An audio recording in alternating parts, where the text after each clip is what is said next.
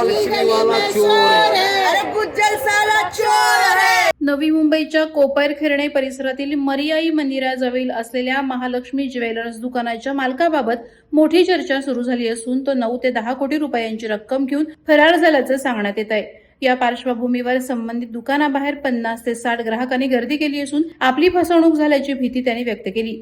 दुकानाबाहेर उपस्थित महिलांनी तीव्र संताप व्यक्त करत घोषणाबाजी केली। या परिसरात काही वेळासाठी तणावाचं वातावरण निर्माण झालं होतं।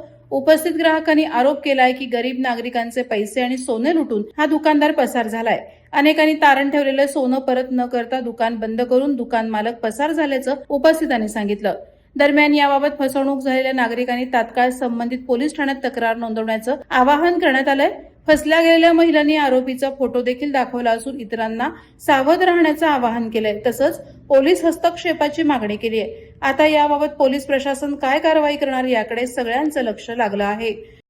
भिखारियों से भी बदतर है, भिखारी तो भीख मांग के खाए लगेगी उसे, हाय हम सबकी हाय लगेगी। गरीबों का पैसा लूट के भागा है वो।